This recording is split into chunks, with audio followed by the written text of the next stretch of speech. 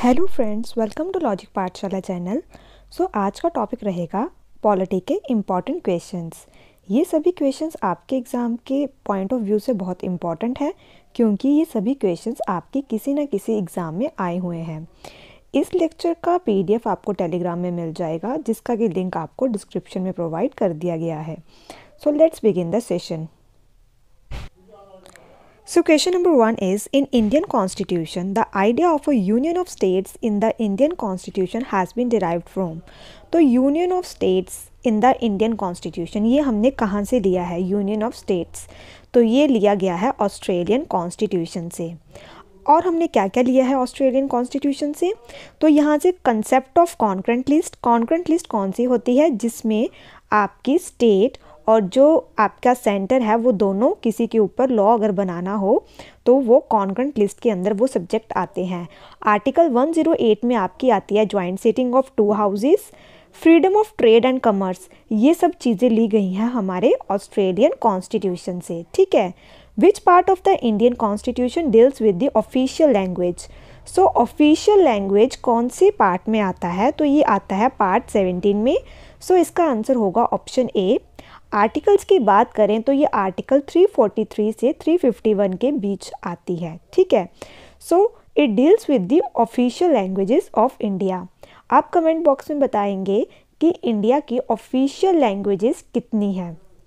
Question number 3 is, which article of Indian Constitution directs the state to take steps to separate the judiciary from the executive in the public service of the state? Judiciary और executive को जो separate करता है वो है आपका article 50। तो इसका आंसर रहेगा आपका ऑप्शन डी। इसकी एक्सप्लेनेशन देखते हैं। तो ये देखिए, article 50 of the Indian constitution which separates judiciary from executive. The right to move freely throughout the territory of India comes under which article of Indian Constitution? तो freely हम move कर सकते हैं, ये कौन से आर्टिकल के अंडर आता है? तो ये आता है आपका आर्टिकल 19 के अंदर। इसका आंसर रहेगा option C. Right to move freely throughout the territory of India comes under article 19 of the Indian constitution. तो ये आपका इट कम्स, जो आपका आर्टिकल 19 है, ये आता है राइट टू फ्रीडम के अंदर। राइट टू फ्रीडम की अगर बात करें तो ये 19 आर्टिकल में आता है, और 19 आर्टिकल के अंदर राइट टू मूव फ्रीली भी आता है। ठीक है। इसके फर्दर आगे पार्ट्स हैं, ये मैंने आपको ट्रिक्स के माध्यम से भी याद करवाए हुए हैं। Next one is, what is the quorum to constitute a meeting of Lok Sabha? तो कोरम में कितने लोग चाहिए होते हैं अगर हमें कोई मीटिंग स्टार्ट करनी है? तो उसमें जो कोरम है वो क्या बताता है? तो कोरम कहता है क्या? 1/10 of the total member of the house ये प्रेजेंट होने चाहिए, तभी हम मीटिंग स्टार्ट कर सकते हैं। ठीक है। How many fundamental rights have been provided by the constitution of India? तो कितने फंडामेंटल राइट्स प्रोवाइड किए गए हैं कॉन्स्टिट्यूशन के द्वारा? तो इसका आंसर रहेगा ऑप्शन डी, दैट इज 6। कौन कौन से हैं? Right to equality, right to liberty, right against exploitation, right to freedom of religion, cultural and educational rights, right to constitutional remedy, and it comes under article 32। ये सभी हम आगे भी देखेंगे और ये मैं पहले भी आपको करवा चुकी हूँ। ठीक है। Who is the constitutional head of the state? State का कॉन्स्टिट्यूशनल हेड कौन होता है? ठीक है। तो वे रहते हैं आपके गवर्नर। तो इसका आंसर रहेगा option C. How many fundamental duties are noticed in the constitution of India? Fundamental duties की बात करें तो कितनी है? तो ये हैं आपकी 11। ये दो ऑप्शन सेम हो गए हैं बाय मिस्टेक। तो इसका आंसर है आपका ऑप्शन बी या D. 11 fundamental duties are noticed in the Indian constitution. Fundamental duties कौन से आर्टिकल में आती है? It comes under article 51A। Part की बात करें तो ये आता है 4A, which is the 42nd amendment act 1976। Basically जो आपकी फंडामेंटल ड्यूटीज़ थी ना, ये पहले कॉन्स्टिट्यूशन में नहीं थी। इसे 42nd अमेंडमेंट एक्ट 1976 के अंडर इसे ऐड किया गया है। कौन से आर्टिकल के अंदर? 51A के अंदर। Which of the given schedules of the Indian constitution includes the provision regarding anti defection law? तो एंटी डिफेक्शन लॉ कौन सी शेड्यूल के अंदर आता है? तो ये आता है आपका 10th शेड्यूल के अंदर। The 10th schedule of Indian constitution contains provision regarding anti defection law. इसे ऐड किया गया था 52nd अमेंडमेंट 1985 में। तो अक्सर पेपर में अमेंडमेंट भी पूछी जाती है, ठीक है। The foundation of finance commission is laid down under which of the given article. Finance commission आपका कौन से आर्टिकल के अंडर आता है? तो इसका आंसर रहेगा option B, that is article 280। The foundation of finance commission is laid down under article 280 of the Indian constitution. 264 से 300 तक जो भी आर्टिकल हैं ये किससे रिलेटेड हैं? Finance, property, contract and suits. The tenure of finance commission, finance commission का कितनी देर का कार्यकाल रहता है? तो वे रहता है 5 ईयर्स का, ठीक है। Moving to next question, which of the Indian constitution given article has the right to privacy been incorporated as fundamental right. So right to privacy ये आपका फंडामेंटल राइट है, कौन से आर्टिकल के अंदर आता है? So it comes under article 21। तो इसका आंसर रहेगा option C. Article 21, right to freedom of the Indian constitution has the right to privacy been incorporated as fundamental right. The right to privacy is a basic part of article 2। ये protect करता है life and liberty of the citizen.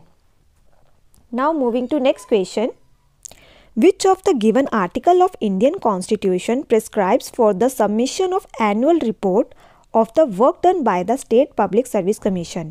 तो भारतीय संविधान का कौन सा अनुच्छेद राज्य लोक सेवा आयोग द्वारा किए गए कार्यों की वार्षिक रिपोर्ट प्रस्तुत करने का प्रावधान करता है? एनुअल रिपोर्ट जो आती है आपकी ये वार्षिक रिपोर्ट होती है, ठीक है, सालाना रिपोर्ट। तो ये आपकी रहेगी आर्टिकल, ये आता है 323 के under. So it prescribes for the submission of annual report, और ये काम किसके द्वारा किया जाता है? स्टेट पब्लिक सर्विस कमीशन के द्वारा, ठीक है। In which part of the Indian constitution we find provision related to citizenship. तो सिटीजनशिप आपकी आती है पार्ट 2 के अंदर। इसका आंसर रहेगा आपका इसका आंसर रहेगा आपका पार्ट 2 ही इसका रहेगा, और आर्टिकल रहेगा 5 से 11 तक। यहाँ पे बाय मिस्टेक मैं ठीक कर दूंगी, यहाँ पे आएगा ऑप्शन ए, ठीक है। Moving to next question, who among the given has the right to summon the parliament. तो किसके पास है ये राइट? तो ये राइट है प्रेसिडेंट के पास। तो इसका आंसर रहेगा option B, president has the right to summon the parliament. The term summon का मीन क्या होता है? To call. The president time to time summons each house of the parliament. So time to time president call करते हैं हर एक house को। The maximum gap between 2 sessions of the parliament cannot exceed more than 6 months. तो देखिए जो भी 2 sessions रहते हैं उसके भीतर आपका जो गैप रहता है वो 6 मंथ से ज़्यादा नहीं होना चाहिए। There are 3 sessions in a year. साल के अंदर 3 सेशंस होते हैं। एक रहता है बजट सेशन, एक रहता है मॉनसून सेशन, और एक रहता है आपका winter session. Habeas corpus is associated with which of the given part of the Indian constitution. तो ये है आपका फंडामेंटल राइट्स के अंदर आता है। बेसिकली जो हेबियस कॉर्पस है इसके अंदर ये आपको फंडामेंटल राइट पार्ट 3 के अंदर देखने को मिलेगा। आर्टिकल 12 to 35 के अंदर रहते हैं फंडामेंटल राइट्स, और ये कंसेप्ट हमने लिया है फंडामेंटल राइट्स का यूएसए से। Federalism is taken in Indian constitution from which of the following country. तो कौन सी कंट्री से हमने फेडरलिज्म लिया है? ठीक है, यहाँ फ्रॉम आएगा। तो ये हमने कौन सी कंट्री से लिया है? तो इसका आंसर रहेगा आपका option B, that is Canada. The first session of the constituent assembly was held on. तो ये हुआ था 9 दिसंबर 1946 को। इसके अंदर बात करें तो under the cabinet mission plan of 1946 elections हुए थे for the constituent assembly, and the members, और जो मेंबर्स इसमें इलेक्ट हुए थे वो हुए थे by provisional assembly process by a procedure of single transferable vote. What does the 10th schedule of the Indian constitution contain. तो 10th शेड्यूल में हम पहले भी पढ़ चुके हैं। इसके अंदर एंटी डिफेक्शन आता है, provision relating to disqualification on the ground of defection. ठीक है। Question number 19 is, which article of Indian Constitution states the directive principles of state policy on promotion of international peace and security? तो ये आता है आपका article 51 के अंदर।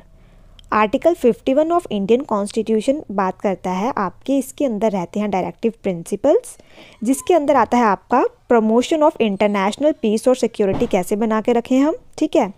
तो ये सब आता है आपका आर्टिकल 51 के अंदर। Next question is, India is called a secular country because citizens have the fundamental right. तो इंडिया को सेक्युलर कंट्री कहते हैं, क्यों कहते हैं? बिकॉज जो सिटीजन्स हैं हमारे देश के, उनको पूरा फ्रीडम है अपने रिलीजन को प्रोफेस करने का, ठीक है। द सेकुलर टर्म, जो ये सेकुलर टर्म है, ये ऐड की गई थी प्रियम्बल में 42nd अमेंडमेंट 1976 के अंदर। आर्टिकल 25 की बात करें तो ये देता है फ्रीडम किस चीज़ की, हम अपना जो भी हमारा रिलीजन है उसको हम उसको प्रोफेस कर सकते हैं, प्रैक्टिस कर सकते हैं और प्रोपागेट कर सकते हैं। आर्टिकल 26 किसके बारे में बात करता है? Freedom to manage religious affair. और 27 बात करता है freedom as to payment of taxes for the promotion of any particular religion. What is the meaning of term liberty? Liberty का मतलब क्या है कॉन्स्टिट्यूशन में? तो इसका मतलब है एब्सेंस ऑफ रिस्ट्रिक्शंस। तो इसका आंसर रहेगा ऑप्शन सी, ठीक है। The doctrine of basic structure was evolved which of the given case? तो बेसिक स्ट्रक्चर ये आपका कौन से केस के दौरान आया है? तो ये रहा है आपका केशवानंद भारती केस। जो केशवानंद भारती केस है इसका ईयर है 1973। The supreme court said that the parliament under article 368, इसके अंदर 368 के अंदर कॉन्स्टिट्यूशन को अमेंड किया जा सकता है, बट उसका जो बेसिक स्ट्रक्चर है उसे हम चेंज नहीं कर सकते, ठीक है। Which article of Indian Constitution describes that taxes are levied and collected by the center but distributed between center and the states? तो ये कौन से आर्टिकल के अंदर आता है? तो इसका आंसर रहेगा option B, that is article 270। The code of criminal procedure was coming into existence on, तो ये कब आया है? तो ये हुआ है स्टार्ट 1 अप्रैल 1974 को, ठीक है। Which of the given article of Indian Constitution empowers the President to grant pardon to any person? कौन से आर्टिकल के अंदर जो प्रेसिडेंट के पास ये पावर है कि वो किसी को भी माफ़ी दे सकते हैं, क्षमा दे सकते हैं, ठीक है, क्षमादान। तो ये है आता आपका आर्टिकल 72 के अंदर ये पावर्स हैं हमारे प्रेसिडेंट के पास कि वो किसी भी पर्सन को पार्डन कर सकते हैं, ठीक है।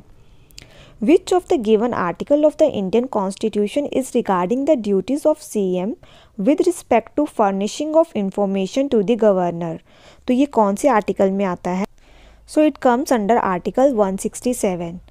167 Indian Constitution is regarding, इसमें ड्यूटीज़ बताई गई हैं CM की, किसके रिगार्डिंग? ताकि जो भी चीज़ें हो रही हैं, जो भी इंफॉर्मेशन देनी है किसको, गवर्नर को, वो सब चीज़ें आर्टिकल 167 के अंदर लिखी गई हैं।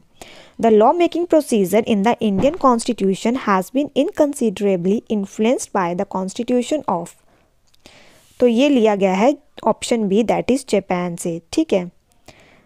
एन इंटरस्टेट काउंसिल में बी इस्टेब्लिश्ड बाय, तो इंटरस्टेट काउंसिल को कौन इस्टेब्लिश करता है? तो इसका आंसर रहेगा option C, that is president. Who among the following appoints the Lokayukta and Upalokayukta? तो इन्हें कौन अपॉइंट करता है? तो इनको अपॉइंट किया जाता है गवर्नर और लेफ्टिनेंट गवर्नर के द्वारा। जिस भी स्टेट में इन्हें नियुक्त करना होता है तो उसी स्टेट के गवर्नर या लेफ्टिनेंट गवर्नर उसे अपॉइंट करते हैं।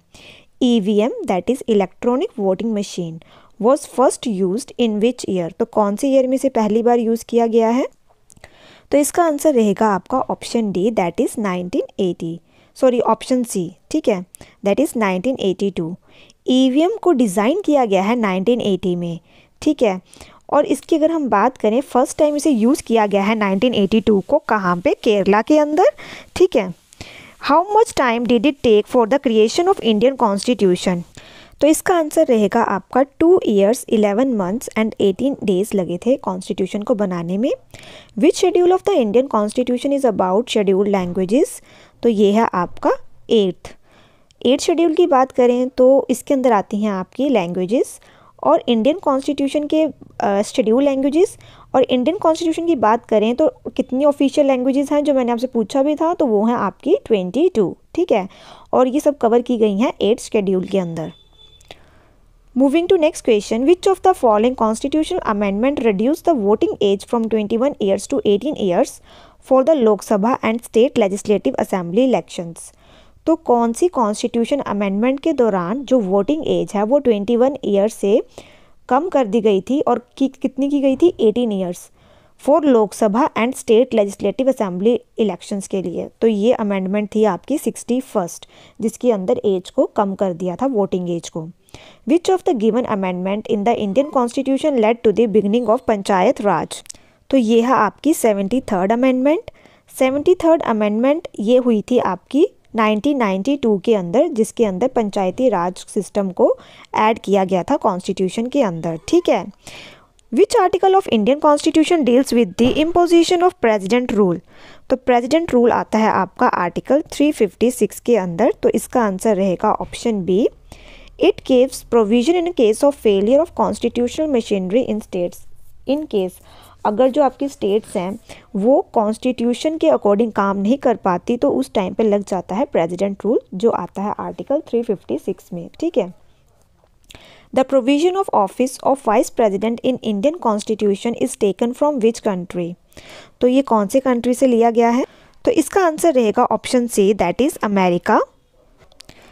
Next question is, which of the given article of Indian Constitution mentions the provision of Council of Minister for aid and advice of the President of India? तो ये कौन से article के अंदर आता है? तो काउंसिल ऑफ मिनिस्टर्स आते हैं आपके आर्टिकल 74 के अंदर, ठीक है। Next question is, which article of Indian constitution deals with fundamental right? तो ये आर्टिकल 12 to 35 और कौन से पार्ट में आते हैं? पार्ट 3 के अंदर ये आते हैं फंडामेंटल राइट्स। कौन कौन से हैं? 6 फंडामेंटल राइट्स हैं और ये सब यहाँ पे मेंशन है, जो मैंने आपको पहले भी बता दिया है। The Rajya Sabha can delay the money bill sent for its consideration by the Lok Sabha for a maximum period of. तो देखिए, जो भी मनी बिल रहता है ये लोकसभा सेंड करती है जब राज्यसभा में, तो राज्यसभा उसे कितनी देर तक रोक सकता है? तो ये कितने दिनों तक रोक सकता है? तो ये डिले कर सकते हैं 14 डेज तक। The Rajya Sabha can delay the money bill sent for its consideration bye Lok Sabha for a maximum period of 14 days. Money bill is transmitted to Rajya Sabha for consideration after it is first passed in Lok Sabha. तो money bill सबसे पहले लोकसभा में पास किया जाता है, फिर इसे राज्यसभा में भेजा जाता है, लेकिन राज्यसभा के पास सिर्फ इसके लिमिटेड पावर्स हैं, क्योंकि जो राज्यसभा है वो इसे अमेंड नहीं कर सकता मनी बिल को। Now moving to next question, the number of Lok Sabha seats were raised from 525 to 545 by which of the given amendment? तो ये इंक्रीज देखने को आया था 31st अमेंडमेंट में, ठीक है, और ये कब हुई थी? 1973 में। Which of the given article of Indian Constitution deals with National Commission for Scheduled Caste? तो कौन से आर्टिकल के अंदर आता है ये? So it comes under article 338। 338 article की बात करें तो इसके अंदर national commission for scheduled caste आता है और ये कॉन्स्टिट्यूशनल बॉडी है। 65th amendment of the constitution replaced 1 member system of special officer with multi member national commission for scheduled caste and scheduled tribe. तो इसमें बात की गई है कि 65th अमेंडमेंट के दौरान ये सिंगल मेंबर बॉडी थी, तो इसको क्या किया? रिप्लेस किया गया विद मल्टी मेंबर, कि एक से ज़्यादा मेंबर बन गए थे नेशनल कमीशन के, ठीक है, for scheduled caste and scheduled tribe के लिए। DPSP, जिसे हम कहते हैं directive principle of state policy, इसे हमने कौन से कंट्री से बोरो किया है? तो इसे बोरो किया गया है आयरलैंड से। तो इसका आंसर रहेगा आपका option D. Which of the given article of Indian constitution empowers the high court to issue writ? High court की बात करें जब ये इशू करते हैं रिट, तो ये कौन से आर्टिकल में आता है? तो इट कम्स अंडर आर्टिकल 226। अगर यहाँ पे दिया होता सुप्रीम कोर्ट तो आता आर्टिकल 32, ठीक है। ये देखिए यहाँ पे मेंशन है ना, आर्टिकल 32 ऑफ इंडियन कॉन्स्टिट्यूशन, ये पावर है किसके पास? आपके सुप्रीम कोर्ट के पास। जैसे हाई कोर्ट इशू रिट करती है उसी तरह सुप्रीम कोर्ट भी करता है, तो वो आता है आर्टिकल 32 में। The electoral college for the election of vice president comprises. तो क्या इसका आंसर रहेगा? तो इसका आंसर रहेगा आपका all the members of Lok Sabha participate करते हैं and all the members of Rajya Sabha. तो इसका आंसर रहेगा option D. Next question is, अच्छा, जो आपका आर्टिकल 66 है इसके अंदर किसके बारे में लिखा गया है? वाइस प्रेसिडेंट के इलेक्शंस के बारे में, ठीक है। Which of the given article of Indian Constitution the provision of Election Commission is mentioned? तो इलेक्शन कमीशन के बारे में लिखा गया है आर्टिकल 324 के अंदर, ठीक है। Next question is who is the chairman of economic intelligence council? तो इसके चेयरमैन कौन है? तो इसके चेयरमैन हैं फाइनेंस मिनिस्टर, और इसे कब इस्टेब्लिश किया गया था? 1990 के अंदर। Which of the given schedule of Indian constitution is included the gram panchayat? तो ग्राम पंचायत को कौन से शेड्यूल में ऐड किया गया था? अमेंडमेंट तो हमने पढ़ ली थी ना, कौन सी ईयर में आई है और कौन सी अमेंडमेंट थी, ये आप मुझे कमेंट बॉक्स में बताएंगे। शेड्यूल की बात करें तो ये आता है 11th शेड्यूल में, और 12th में क्या आता है? Municipality. Next question is in which veto the President of India can keep a bill for an indefinite period? ज़्यादा समय के लिए, मतलब जिसका कोई भारत के राष्ट्रपति किस विधेयक को अनिश्चित काल के लिए रख सकते हैं? तो कौन सी वीटो पावर है उनके पास? तो इसका आंसर रहेगा pocket veto, that is option A. इसमें जो प्रेसिडेंट है वह किसी भी बिल को मतलब बहुत देर तक अपने पास रख सकते हैं फॉर इनडेफिनेट टाइम के लिए, मतलब कोई डेफिनेट टाइम नहीं है उसका, ठीक है। प्रेसिडेंट के पास 3 वीटो पावर है, pocket veto power, absolute veto power and suspension veto power. As पर the Indian constitution the retirement age of chief justice of supreme court of India is, तो इनकी रिटायरमेंट एज क्या है? तो इसका आंसर रहेगा आपका option D, that is 65 years, ठीक है। So, as per the Indian Constitution, retirement age of Chief Justice of Supreme Court of India is 65 years.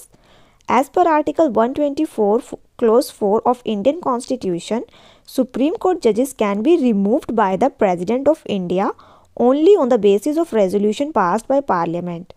So, अगर इन्हें हटाना भी है तो इन्हें सिर्फ प्रेसिडेंट हटा सकते हैं, लेकिन कब? जब रेजोल्यूशन पास किया जाएगा बाय पार्लियामेंट के द्वारा, ठीक है। पार्लियामेंट में आती है आपकी लोकसभा, राज्यसभा। विच part of Indian constitution deals with the government in the state? तो इसका आंसर रहेगा आपका option B, that is part 6।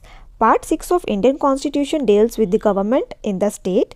जो पार्ट 6 रहता है इसके अंदर आर्टिकल 153 से 167 तक ये डील करता है गवर्नमेंट इन द स्टेट्स। इसके अंदर governor, CM, council of minister, advocate general of the state रहते हैं।